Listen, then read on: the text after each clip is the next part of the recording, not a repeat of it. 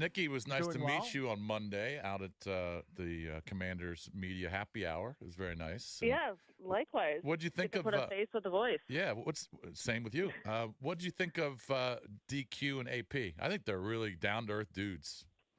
Yeah, they seem fairly normal given their position, and that is rare in the NFL. Yeah, they seem pretty low key, easy to talk to, normal guys, but also very detailed. They don't share a whole lot, which I get. That's probably better for the franchise, less so for us in media. But yeah, I like what they've done so far. And Nikki, from that initial press conference a couple days ago, they're really into each other. There's like a burgeoning bromance between. There's so much DQ and AP back and forth. Like, it's good to see that synergy. It's not like they're at odds with each other. They clearly look like they're in harmony. Yes, which I think is important, and I think was missing quite a bit over the last few years, and various aspects, be it the coaching staff or otherwise. And you've heard players talk about it. They feel like there's one message and not 20 different messages from, the front office to, the head coach to positional coaches. So it's important. I mean, I think anytime you listen to Terry, I want one of those bells that you ring whenever he mentions something that you're like, oh, I know what he's talking about. Like that? Yes, there, exactly. Because every single answer now, I'm like, there's it's subtle. I don't think it's intentional EB shade. He's not that kind of guy, but he'll tell you straight up the things that are missing. If you listen closely, he goes through all of it every time he gets up at the podium. And yesterday, sure enough, he mentioned how there's one message from the whole coaching staff. And last year, that was a big problem. They would get messaging from positional coaches, head coach on up, and it would be different. And it would be pretty confusing, especially on game days. Nikki, everybody, that has a first-round quarterback, they're going to, you're only going to get glowing reports early on. And that's what we're getting from Jayden, to be expected. But you've been here the last couple of years. We've had different guys. Now, it's not fair. It's one day of training camp, just tossing a few balls. But, do you notice a difference physically or anything are you seeing from the last few guys we've had here? I actually do remember when Wentz was here, some of you guys were like, he's kind of not looking great and no defensive drills here. He's missing open guys. There were some red flags. But, we heard good things about how I think Fitz, some of the reports weren't great about Fitz, actually, to be honest. Right. What are you seeing so far? Anything jumping out at you? Yeah, I mean, he's far and away the better quarterback. Far and away. I mean, that's why if I didn't this notion of any quarterback competition. I mean, one, it's silly. They invested $38 million into the second round pick. I mean, he was the starting quarterback before he was even drafted here. I mean, it's inevitable. But that aside, draft status aside, contract aside, he's just far and away the better quarterback out there. Can tell. And yes, it's not. Yeah, it's not. It's not against a full defense. They don't put pads on until Monday, but he has no problem hitting Brian Robinson in stride on deep ball in the corner of the end zone. The others, there are multiple passes where they're wide a couple feet. They overthrow receivers. It is what it is. I mean, he's just the better quarterback, and I do notice a difference from others in the past. It is still early, though, and I also struggle with the hyperbole this time of year where, not a single pass has, hit the ground. That's not accurate either. That's ridiculous. But he is the better quarterback, and he does look good.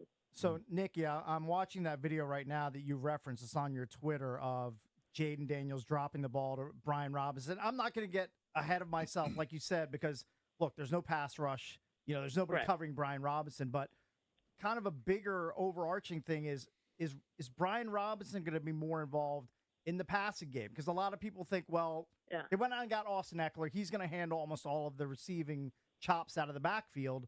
But I think it's always been undersold, how good Robinson is with his hands, catching passes. Is that something that Kingsbury is going to lean into, or are they still going to major in Eckler doing that and it's just going to be a little portion of Robinson's game? I think we could see definitely more of Brian Robinson in the passing game. Will it be as much as Austin Eckler? Probably not. But I agree with you. I think Brian Robinson has been underutilized in general, especially in the pass game. And like you said, he is more than capable of catching. I mean, he looks natural out there. That play in particular, I just happened to be standing at that pylon so I could see how accurate that ball was, and it literally just fell right into his hands. So it was a good route too. They don't show that part on the video, obviously, but I think we could see more of that from him. We should see more of that from him. I've been kind of down on Robinson. I just think he's so far demonstrated that he's capable. I don't see anything special. What am I missing? I don't know that he's been fully given a chance to show all that he can. I mean, that first year I felt like it took a little bit for him to really feel like himself after the shooting, which was awful. And then the second year, I think the whole offense was out of whack completely. So I'm curious to see if he can find his rhythm in Kingsbury's offense and kind of find his role. I think a lot is still uncertain about what Kingsbury's offense will look like, really. I mean, we have a pretty good idea based on his time in Arizona, but you'd like to think he does tailor some things to this personnel. So I don't know. I think this will be a big year for him. I mean, going into year 3 anyway, but yeah, I'm really curious to see. What about Eckler? What have you seen with him? I mean, I'm assuming he's going to be back to fully healthy, and he might surprise some people. Him and Ertz. If they can stay healthy, they look really good. I mean, this is the happiest time of year, of course. Right. And, everybody seems healthy, which is great for them. You hope it can stay that way. But, if those two can play at the level they are, I think they'll look more like they did, 2-3 years ago. But it's just hard to tell now until they put on pads, especially for the running backs. It's just so hard to tell what you really have in them. But so far, he looks good.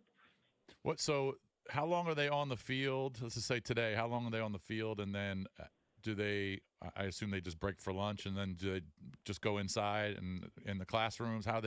What's the schedule from start to finish on a normal day? Yeah, so they're on the field at like 8:45, really start at 9. Yesterday, I want to say they went like an hour and 15 minutes. Okay. They're going to ramp up to 2 hours eventually, so each day will probably get a little bit longer. Just in shells and helmets right now. Yeah, they have their practice, go in for a break, meetings much of the afternoon, evening walkthrough. So it's a fairly long day. The media portion is condensed to the morning, though, because we don't get to see walkthrough. Right. We're joined by Nicki Jhabvala, Commanders reporter for the Washington Post. So how surprised were you that Johnny Newton came off the NFI right before the team took the field for practice, like a matter of an hour, maybe hour and a half before the practice started? Yeah, I did not see that one coming. I mean, the team has been optimistic, but not like, oh, yeah, there's a chance he could come back tomorrow. Because I specifically asked about it on Tuesday in the press conference, and they did say, we expect them to come back sooner rather than later, but we're going to be cautious with it, blah, blah, blah. I don't think they expected the next day. They said he had a physical Tuesday afternoon, like after that presser. So he's clearly been on track, maybe even a little ahead of schedule based on what they've said. But to get him back fully that's huge. That's huge. And they're going to ease him back in. I mean, yesterday was his first practice with the team, period. So they'll ease him back in. He's only doing individual right now. Right. When you look at this roster, just sort of globally, how much better is it than last year? I'm a homer, so I always tend to say, I think you can do that. I thought we addressed our offensive line last year when we brought in, Gates and Wiley. Well, that didn't really work out. So I always try to look at the positives, but I feel like it is a better roster. Certainly it's better, I think, at the most important position. And I think the coaching is going to be markedly better. So, I mean, I'm definitely think we're trending in the right direction. Where do you stand on it? Just sort of when you just look at it as a whole. Yeah, I think on paper they're better. I like that they have more veterans to kind of bring in the leadership aspect of it. That was missing. They didn't have really a voice on that team. They have Terry, who's become more vocal and is obviously a well-respected guy on the team, but they didn't, a young quarterback, they don't really have that, or in the last 4 years, they didn't really have that true voice on the team. I think when you bring in guys like Bobby Wagner and Zach Ertz, that really helps to, set a tone, set a foundation. So I really like that aspect of it. I think on paper they do look better talent-wise. I also thought last year the secondary looked a lot better, and they were not. So I've been, second-guessing myself for much of this offseason. I think they're better on paper, but what if they're not? What if they're just bad again? And it's I'm hesitant to go down that road again. But I do like the coaching staff. I'm with you on there. Yeah. I feel like they're better equipped to develop players. Yeah. They come from a lot of different backgrounds. There are a lot of former head coaches on this roster, which can be good. It can be bad, but it seems like they're really on the same page. So I got to think it's positive. Nicki, what is the Luke McCaffrey role going to look like? How is that going to develop? Do you think big slot receiver? Does he shift to the outside and maybe Dotson plays some in the slot? Yeah. How do you see that working out? We've already seen him play all over. I mean, again, it's early. They're mixing guys, 1s, 2s, 3s, moving guys all around just to kind of see where they fit. But he's been outside. He's been in the slot. They've used him all over. I think he'll be the clear number 3. I know that might sound crazy at this point, but, it's a third-round draft pick of the new regime. I don't think you can underestimate the McCaffrey name. The whole family is ridiculous. I agree. And while he's raw, he only has 2 years of, receiving experience, but he was they were productive, pretty highly touted quarterback. And he's an athlete, no doubt. Yeah. And Nicki, if I'm De'Ami Brown, I'm gonna have my head on a swivel. For Luke So. McCaffrey, especially. I would think, yeah. I feel like he has to have a pretty big camp just to make the roster. Absolutely. Absolutely. I mean, I feel like everybody beyond Terry and Jahan, it's wide open. I think McCaffrey slides in as a clear number 3, but beyond that, it's wide open in that room. Another example of my homerism here, Nick, is I'm kind of a Jamin Davis truther. If you put the right staff around him, you give him the right role. Because I just, on paper, the athleticism is, I don't know. We haven't figured out a spot for him, and so I'm kind of I feel like it's make or break. I think they're going to give him an opportunity. Yeah. I think they're going to, because they, on paper, I hate everyone's going to mock me, but you look at him athletically, it's very similar to Micah Parsons' athletic profile. Now, Mike is a freak. He's going to go to the Hall of Fame. Jamin so far is basically a bum, but the athleticism is there if they can find a way to use him. So what are you seeing? No, I agree totally, and that's the biggest reason they drafted him. He's an athletic freak. I mean, he has the speed, he has the power. He doesn't have that. I don't say this disparagingly, but Micah Parsons he is a complete package as a football player. He has the instincts. He can do things that no other player can do. Jamin has all the physical tools. He came in with so little experience at linebacker. He was 1 year of starting experience at Kentucky. You try to play the mic, which in Del Rio's defense, the mic can be especially complicated. Just talking to former players who played it, because he asked them to do quite a bit anyway, but especially in that defense. And I think they talked about moving him outside more, never really did it. This group does seem to be using him outside. They brought in a true Mike and Bobby Wagner. They got a crazy hybrid guy in Frankie Louvu who can basically play all over the field. So they can make, Jamin Davis more of that pass rush specialist. And I hope they do for his sake. I mean, this is truly a make or break year. Last year of his contract, he's got to prove himself. to stay on here or to get anywhere, really. Yeah. Right. Nikki, we were talking about the defensive line yesterday and just kind of breaking down the guys they added. And I said, based on Johnny Newton being healthy now, and if Payne and Allen can play like they did a couple years ago, I think it could be a really good unit. Let's see what the ends do that they brought in, Armstrong and Farrell. But we also talked about Fedarian Mathis. Now, he didn't play at all in 22, and he was a second-round pick, obviously under the previous regime. And this is his third year. He played a little bit last year, but he had a total, I just looked it up, he had a total of 8 tackles. So I don't think Commanders fans really even know what he looks like, because he hasn't been out there. First of all, is he healthy? And do they think he could be a vital piece in the rotation at tackle with Johnny Newton? Yeah, there are a few guys back there. He's definitely one of the bigger names just because he was a second-round pick, and he lost his rookie season, played sparingly last year. This is a prove-it season for him. And I think that's the case for a lot of the holdover guys, for a lot of guys in general, but especially the holdover guys who are trying to prove themselves to a new regime. I also look at a guy like John Ridgway, who I think is a really, really good player and a guy that they got for a steal, and Quinn is familiar with him because they got him from Dallas. I think the depth at D-tackle is good, but it's also interesting because if they play the way they should, it gives them options for next year, and they have an out in John Allen's contract. I mean, he's still John Allen. Do you really want to move on from him? It creates a possibility of getting younger there if that's something they want to look at.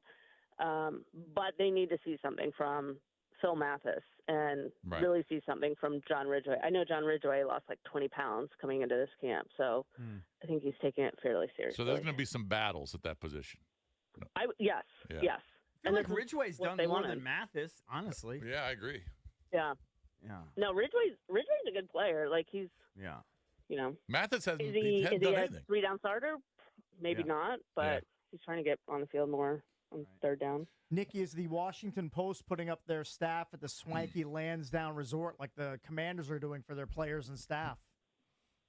Shockingly, they are not. Quite the change. It's not quite the Residence Inn that they've been at the past, or no hotel at all. New ownership. It's a nice upgrade. Got that Josh Harris money. They're not messing around. Sure they're happy. Are they there? Like, is Josh there, and Rails and Ein and all those guys? Like, do you expect to see them? I think they'll come out like every now and then. Josh was here yesterday. I didn't see him, but somebody mentioned he was there. I was looking more on the field.